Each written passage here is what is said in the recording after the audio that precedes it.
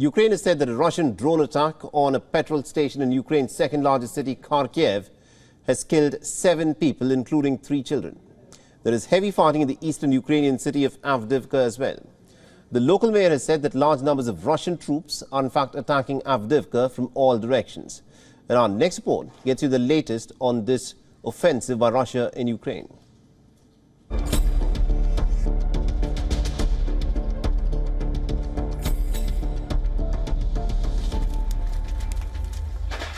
The fighting has escalated on the front lines.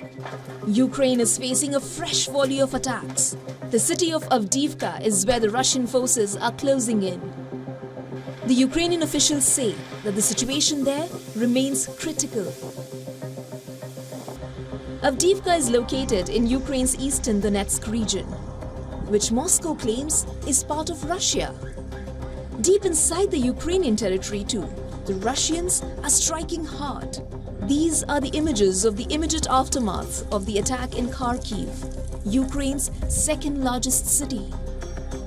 Kharkiv region's governor says an Iranian-made Shahed drone hit civilian infrastructure in the Nemeshlayan district on the city, causing a massive fire.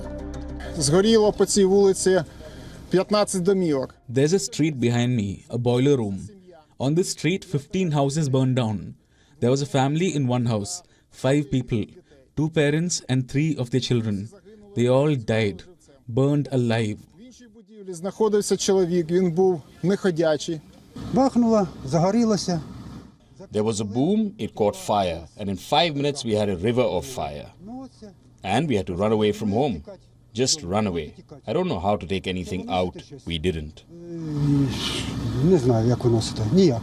The Ukrainian Air Force claims destroying 23 out of 31 Iranian Shahed drones launched by Russia. The drones primarily targeted the northeastern Kharkiv region and the southern province of Odessa.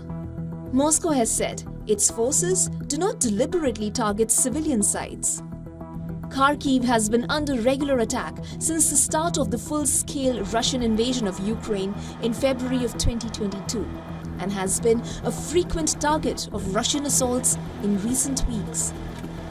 On the other hand, Kremlin released images of the Russian defense minister visiting a military drone manufacturing unit where Sergei Shoigu stressed on ramping up the production of drones. Moscow has in recent months been signaling that its military-industrial complex has stepped up production as Russia seeks to break months of military deadlock in Ukraine. Ukrainian commanders have said drones will be vital to gaining the upper hand in the conflict, while military analysts say heavy use of the weapons by both sides is making it difficult for troops to make land advances.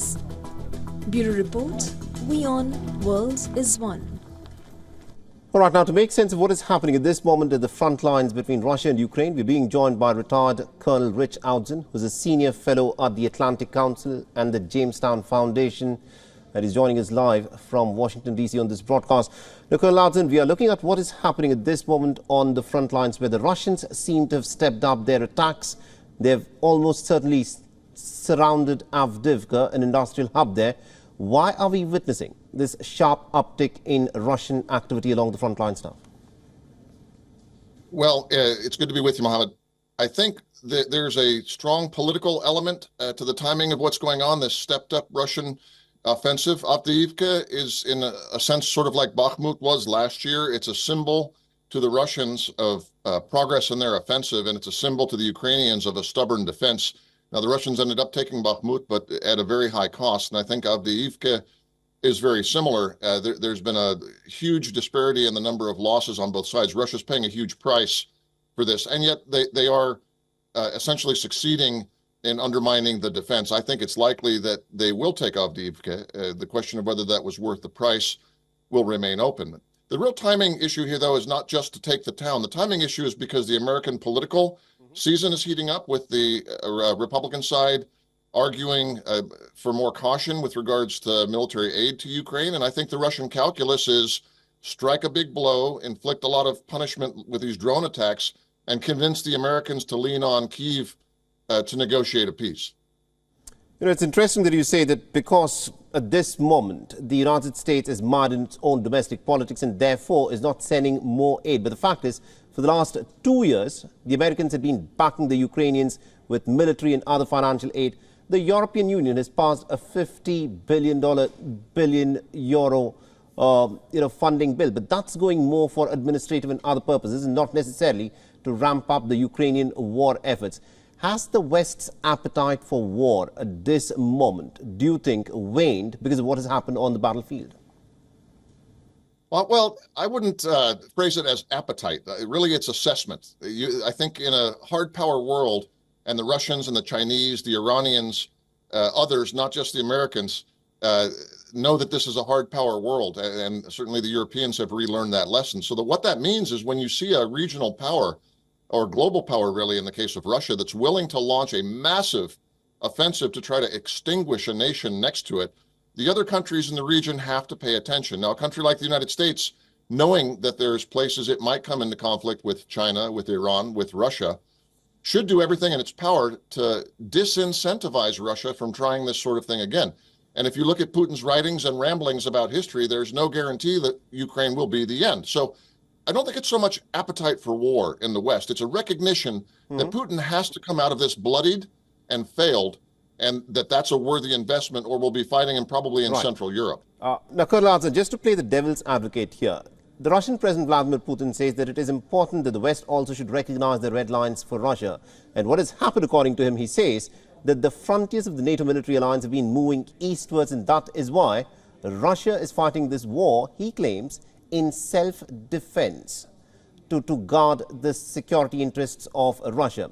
And he's also said that he's in fact willing to sit down and negotiate, and he's asking the American President Joe Biden, perhaps now in the most recent interviews, that it is up to the Americans to let the Ukrainian leadership know that this is now the right time to negotiate. Do you think is that what is now going to happen, because the Americans are no longer funding and helping Ukraine in this war, that the Ukrainians might now be forced to negotiate with Russia?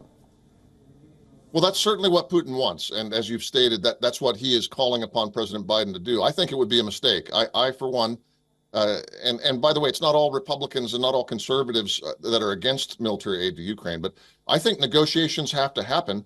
But I come from the hard powers and realpolitik school that says you negotiate, but while you're negotiating, you continue to punch.